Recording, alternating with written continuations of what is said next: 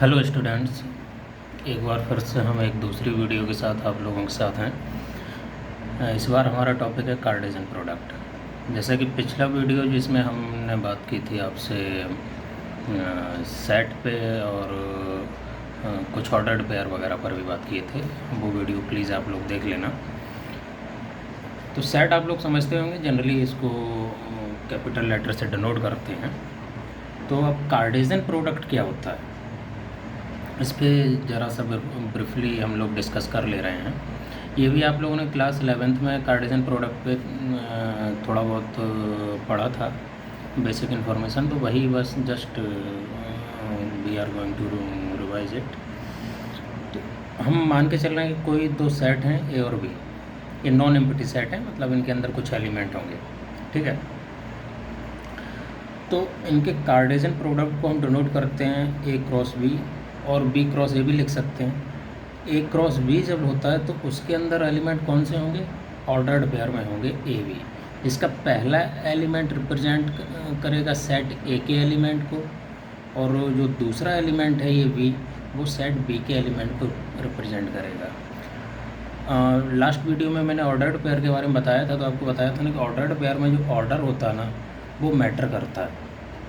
अगर ऑर्डर आपका बदल जाएगा तो वो पेयर भी बदल जाएगा, वो दोनों सेम नहीं होंगे। तो ए क्रॉस बी यानी कि अच्छा, और लास्ट सेट में मैंने ये भी बताया था कि सेट को लिखते कैसे हैं और उसको पढ़ते कैसे हैं, जो सेट बिल्डर फॉर्म है। तो A cross B, this is also a set.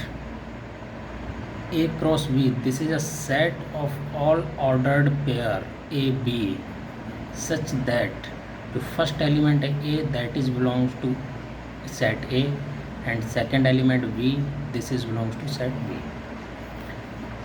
Again I repeat the definition, A cross B यानी Cartesian product from of set A with set B is denoted by A cross B, all right, and this is the set of all ordered pair A cross B such that कि जो पहला element होगा वो set ए में belong कर रहा होगा, और जो दूसरा एलिमेंट होगा वो सेट बी में बिलोंग कर रहा होगा। आल्सो इसको अगर आप रिवर्स करेंगे देन बी क्रॉस ए क्या हो जाएगा, collection of all ordered pair B A such that. अब इस केस में जो फर्स्ट एलिमेंट जो आप लिखेंगे ना, वो सेट बी से लिखेंगे, और जो सेकेंड एलिमेंट है इसको आप सेट ए से लिखेंगे। तो such that B belongs to B and A belongs to. For example आप ले सकते हैं 1 2 3, एक सेट ए लिया, एक सेट बी लिया X Y, then word would be A cross B. अब जो पहला एलिमेंट है उसको सारे सेकंड सेट के सभी एलिमेंट के साथ पेयर करना है, फिर जो दूसरा एलिमेंट है उसको सभी दूसरे सेट के एलिमेंट के साथ पेयर करना है। उसी तरीके से जितने भी एलिमेंट हों, अभी हमने ए में केवल 3 एलिमेंट लिए हैं और बी में हमने 2 एलिमेंट लिए। तो A cross B is equal to what, collection of all ordered pairs such that 1x 1y 2x 2y 3x 3y, तो ये आपका सेट बनेगा A cross B. Similarly B cross A जब आप लिखेंगे तो अब जो पहला एलिमेंट होगा वो सेट बी का होगा, और जो दूसरा एलिमेंट होगा वो सेट ए का होगा, और एक सेट के सारे एलिमेंट दूसरे सेट के सारे एलिमेंट के साथ पेयर बनाएंगे। तो बी क्रॉस ए आपका क्या हो जाएगा, x1 x2 x3 y1 y2 y3। तो एक पेयर x1 बना, एक x2 बना, एक x3, ये ठीक है।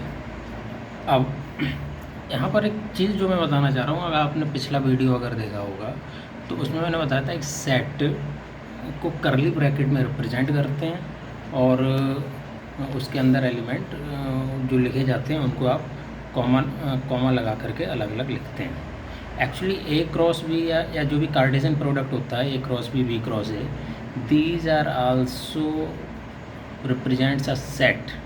इस सेट में जो एलिमेंट होते हैं वो ऑर्डर्ड पेयर में होते हैं, ये चीज़ ध्यान रखना है। एक्चुअली अगर इस सेट की हम बात करते हैं तो इसमें एलिमेंट कितने होंगे, 1 2 3 4 5 एंड 6। आप इनको तो एलिमेंट काउंट नहीं करेंगे, ये पूरा एक एलिमेंट है इस सेट का, ए क्रॉस बी टाइप के सेट का, ठीक है। फिर एक ये एलिमेंट है, एक ये एलिमेंट है, तो there are total 6 elements in A cross B. Similarly B cross A में भी आपके 6 निकलेंगे। तो number of element in general, अगर कोई 2 सेट हैं, एक सेट में 3 एलिमेंट हैं, दूसरे में 2 सेट एलिमेंट हैं, तो उनके कार्टेशियन प्रोडक्ट में टोटल नंबर ऑफ एलिमेंट आपके कितने होंगे? 3 × 2 = 6।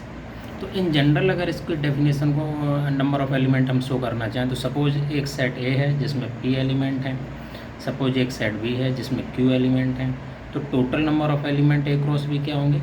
pq। जैसे फॉर एग्जांपल एक और एग्जांपल हम अगर आप लोगों के साथ शेयर करना चाहें, तो suppose there is a set A in which there are 5 elements, maybe this may be any, and in set B there are 6 elements. तो number of element in Cartesian product of A cross B कितना होगा? 5 × 6 30। Alright, कई बार इस Cartesian product को हम diagram से भी represent करते हैं। एरो डायग्राम से रिप्रेजेंट करने पे थोड़ा सा आसान रहता है। एक सेट हमारा ये है, इसके अंदर 1 2 3 सेम यही सेट लिया जो अभी आपको ऊपर एग्जांपल दिया था 1 2 3। और बी सेट में क्या है? X Y. तो बी सेट में हमारे एलिमेंट क्या है? X Y. तो इस ए क्रॉस बी अगर आपको रिप्रेजेंट कर रहा है तो एरो डायग्राम 1 का एक्स के साथ, 1 का वाई के साथ, 2x 2y 3x 3y, और सारे ऑर्डर्ड पेयर आप 1x 1y 2x 2y you can write here. ये एरो यानी कि each and every element of this set will make a pair with each and every element of this set, another set। तो ये तो arrow diagram जिसके जरिए आप show कर सकते हैं। तो अब यहाँ पर की पॉइंट थोड़ा ध्यान रखिएगा, ये बहुत इम्पोर्टेंट पॉइंट है कि एक्चुअली ए क्रॉस बी एक सेट ही है जिसके अंदर के एलिमेंट ऑर्डर्ड पेयर टाइप के होते हैं। ये बात बहुत ही ध्यान रखिएगा क्योंकि रिलेशन पढ़ने में इसकी बहुत ज़रूरत पड़ेगी। आप एक बार फील करिएगा कि बताया क्या जा रहा है। जनरली आप सेट पढ़े हो, सेट के करली ब्रैकेट से आप रिप्रेजेंट करते हो, उसके अंदर के एलिमेंट आप लिखते हो। सिमिलरली ए क्रॉस बी एक सेट है जिसको आप इन जनरल करली ब्रैकेट में ही लिखेंगे, लेकिन उसके अंदर के एलिमेंट ऑर्डर्ड पेयर टाइप के होंगे। ठीक है। एंड इन कॉमन आपने नोटिस किया होगा, ये पॉइंट भी ध्यान रखिएगा कि A cross B is in general not equal to B cross A. क्यों?